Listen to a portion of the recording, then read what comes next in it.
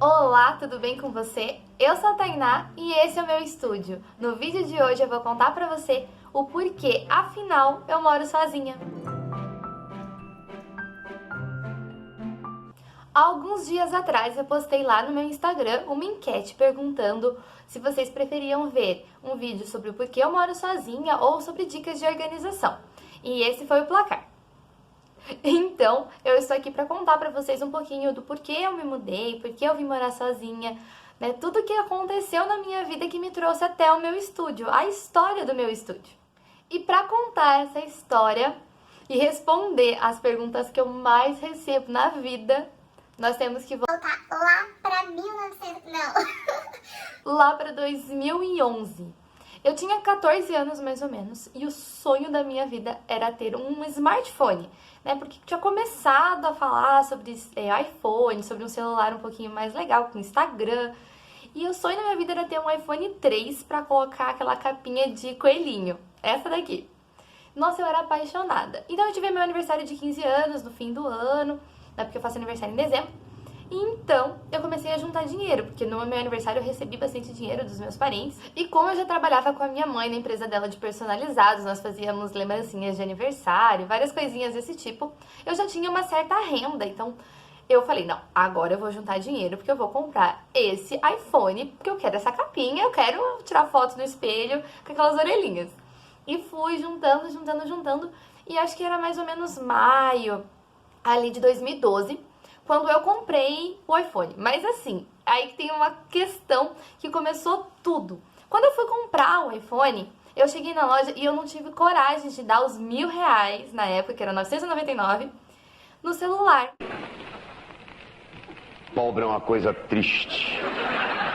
Porque eu tinha lutado tanto pra juntar aquele dinheiro, foi tão difícil juntar todo aquele dinheiro, que eu falei, mãe, não consigo.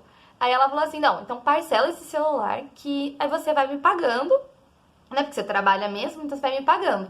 E se tudo der errado, você já tem o dinheiro do celular, então você já pode pagar.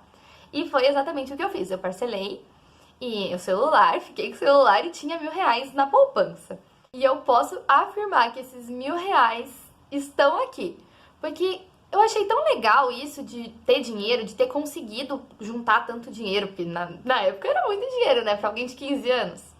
Então eu resolvi que eu ia continuar, eu ia trabalhar e ia guardando dinheiro, assim.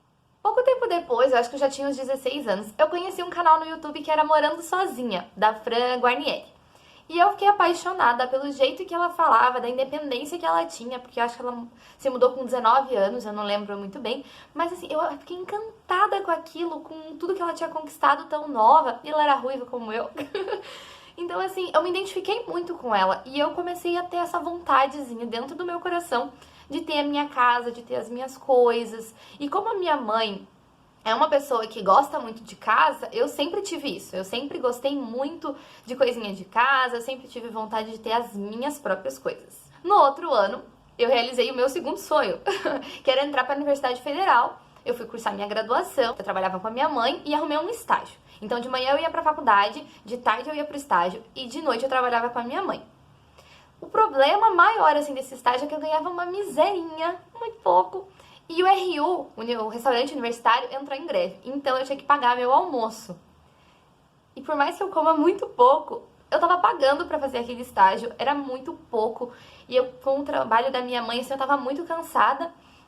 E minha mãe sempre me apoiou muito. E olhava pra mim e falava assim, Filha, peça a conta. E eu pedi a conta um tempo depois desse estágio. E fui fazer uma iniciação científica. Na verdade era um PIBID na faculdade. E eu trabalhava só 2 dias por semana, e era mais pesquisa, era uma coisa um pouco mais intelectual. E não exigia o físico, de eu estar lá na faculdade, ou de estar em algum lugar propriamente.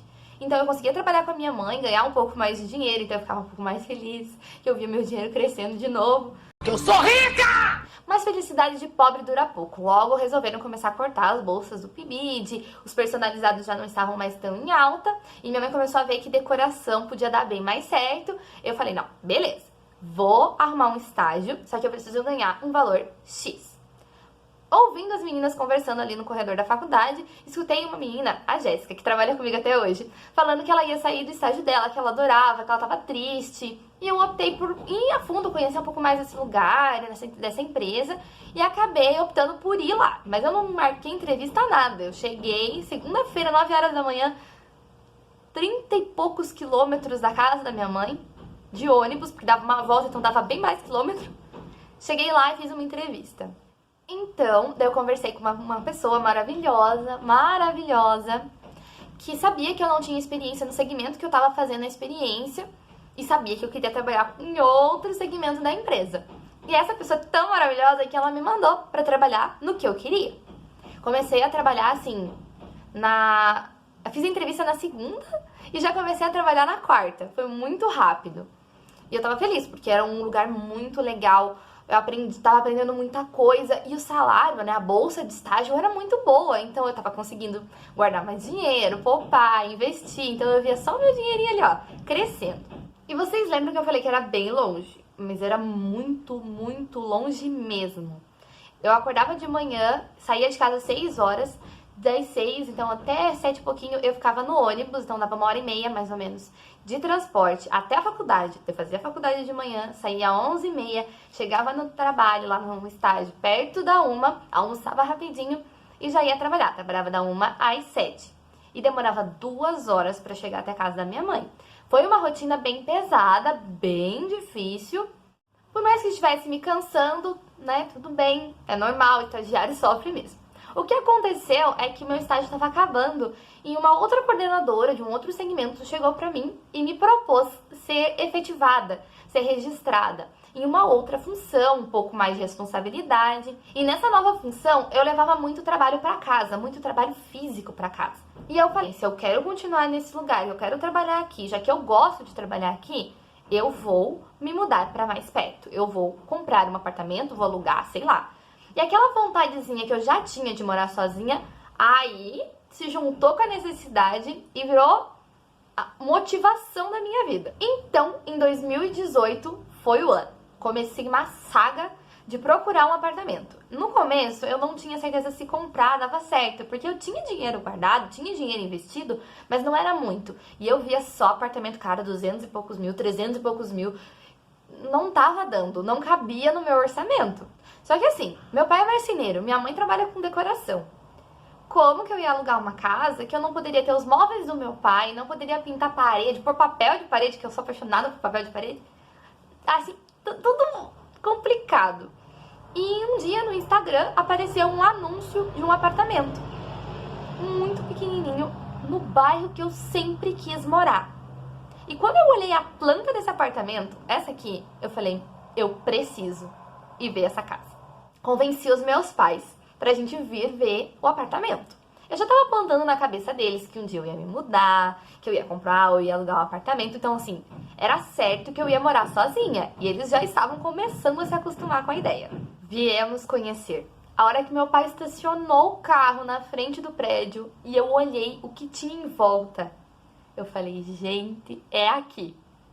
Era o lugar perfeito. Não era nem tão perto do trabalho e nem tão longe da casa dos meus pais. Era exatamente no meio. E a localização era exatamente o que eu queria. Quando a gente entrou aqui dentro, eu olhei a janela, eu vi tudo. Eu já imaginei tudo. Tava tudo desenhado na minha cabeça. Foi assim, a sensação de realização. Eu nem tinha comprado o negócio, eu nem sabia se ia dar certo, mas eu fiquei tão feliz, tão realizada. Não tinha nada, mas já era o meu sonho. Conversamos com o moço da imobiliária e assim, a simulação do financiamento dava muito certo. O quanto eu ia pagar por mês era muito menos do que um aluguel. Eu fiquei encantada e estava muito feliz, porque já tinha juntado toda a necessidade que eu estava passando dessas 2 horas de ônibus, muito longe, muita coisa pesada levando nas costas. E todo o sonho que eu tinha de ser independente, toda aquela referência que eu tinha, falei, não, é a hora. Eu vou morar sozinha. E se você quer saber todo o processo da compra do meu apartamento até a minha adaptação morando sozinha, você se inscreve nesse canal, você curte esse vídeo e comenta #continua. Um beijo e até a próxima!